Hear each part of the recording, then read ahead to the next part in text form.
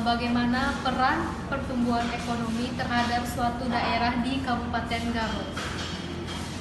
Jadi saya akan memulai.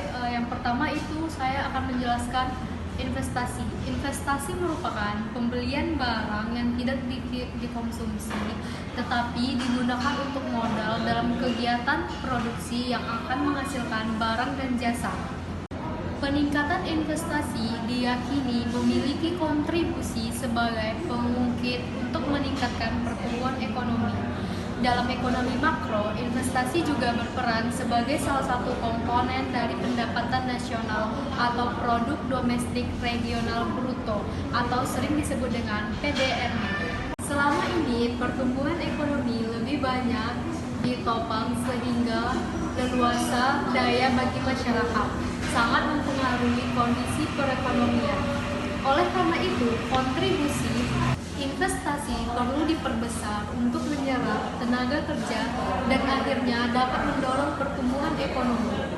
Kita memang ingin menggeser pertumbuhan yang ketergantungannya kepada konsumsi menjadi pertumbuhan yang lebih berkualitas, geser ke arah-arah yang produktif, ke arah produksi.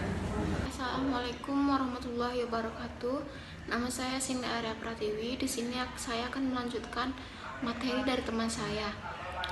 Di sini saya akan menjelaskan materi tentang besaran koefisien ISOR.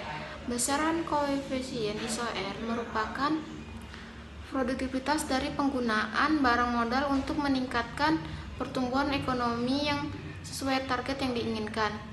Semakin kecil koefisien ISOR menunjukkan semakin efisien pembentukan modal yang diinginkan.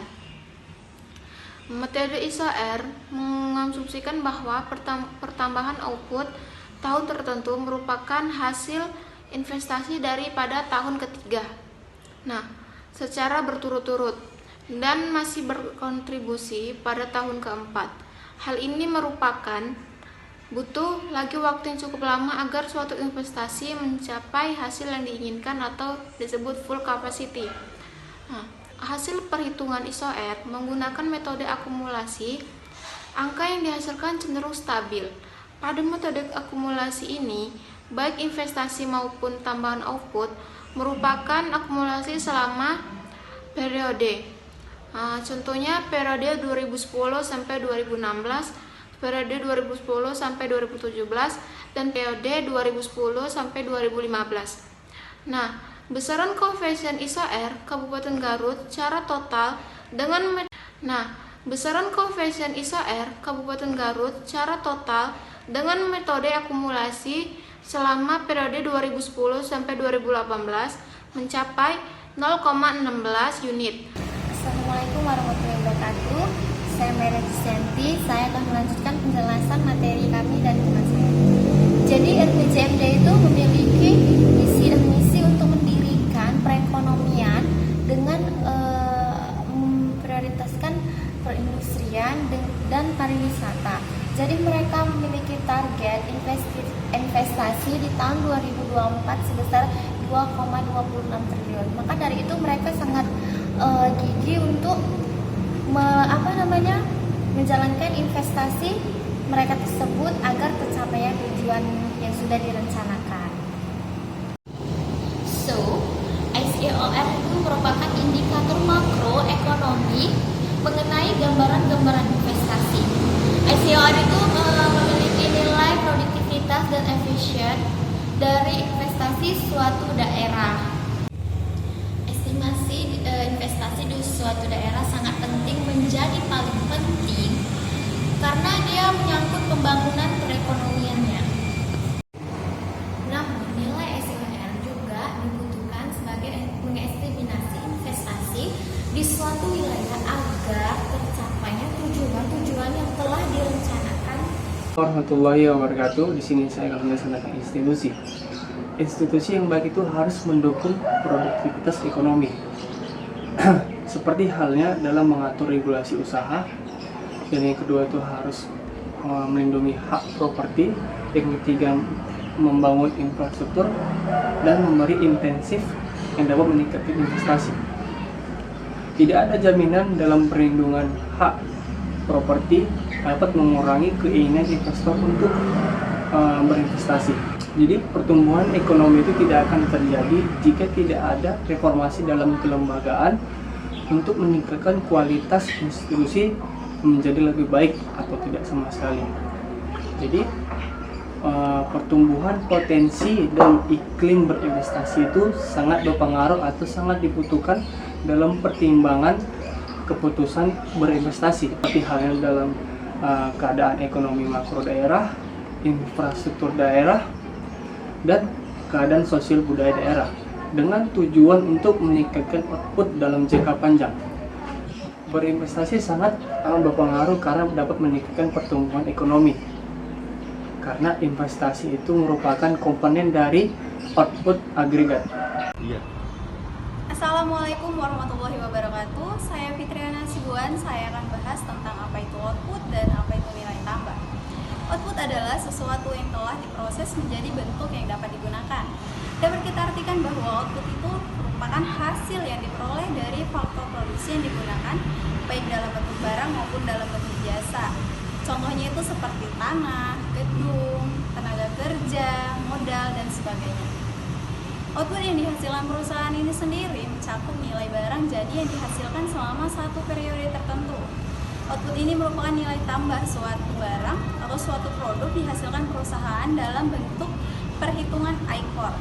Nilai-nilai tambah itu sendiri adalah nilai dari input antara yang digunakan dalam proses menghasilkan barang atau jasa.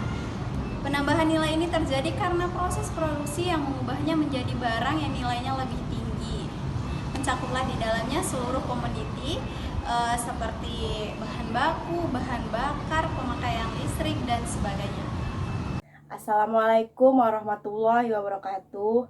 Perkenalkan, nama saya Raisa Arum. Di video ini saya akan menjelaskan modal pertumbuhan neoklasik pada pertumbuhan ekonomi. Salah satu modal pertumbuhan neoklasik diperkenalkan oleh Solow dan Swan pada tahun 1956. Modal pertumbuhan Solow menunjukkan pengaruh interaksi antara modal, tenaga kerja, dan kemajuan teknologi terhadap output yang dihasilkan. Kemajuan teknologi yang menjelaskan pertumbuhan ekonomi pada model Solow dianggap sebagai faktor eksogen. Model Solow mengasumsikan bahwa ada pengembalian yang semakin berkurang atau diminishing return dari modal dan tenaga kerja dengan menggunakan fungsi produksi atau Cobb-Diggers. Assalamualaikum warahmatullahi wabarakatuh. PNTB didefinisikan sebagai penambahan dan pengurangan aset tetap atau biasa disebut fixed asset. Pada suatu unit produksi, secara garis besar aset tetap dapat diklasifikasikan menurut jenis barang modal seperti bangunan dan konstruksi lain, mesin dan perlengkapan, kendaraan, tumbuhan, dan barang modal lainnya.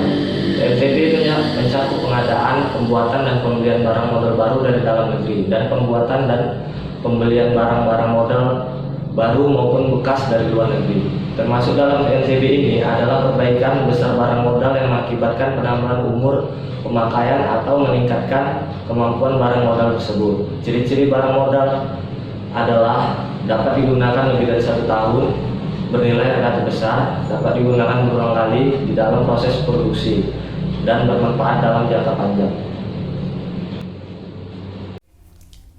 Assalamualaikum warahmatullahi wabarakatuh. Nama saya Muhammad Baihaqi Fariza. Dengan memodifikasi penambahan barang modal baru atau perubahan stok kapital menjadi investasi, sehingga metode perhitungan ICOR menjadi ICOR sama dengan I per delta Y. Hasil ICOR metode akan menghasilkan perhitungan banyaknya kebutuhan investasi yang diperlukan untuk mendapatkan satu unit output. Sebagai contoh, investasi yang ditanamkan di wilayah A pada tahun T sebesar 150 miliar dan menghasilkan tambahan output sebesar 25 miliar. Maka nilai ICOR wilayah A adalah sebesar 6 kali 150 miliar per 25 miliar. Angka ini menunjukkan bahwa untuk menaikkan satu unit output diperlukan investasi sebesar 6 unit tambahan. Output tidak hanya berasal dari investasi tetapi juga dari faktor lain seperti tenaga kerja, teknologi, dan entrepreneurship. Oleh karena itu, peranan faktor lain selain investasi diasumsikan konstan atau ceteris paribus.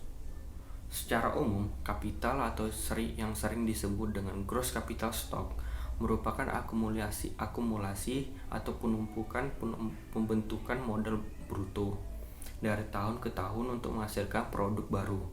Kapital secara fisik adalah seluruh barang modal yang digunakan dalam proses produksi, seperti mesin, bangunan, kendaraan, dan lain-lain.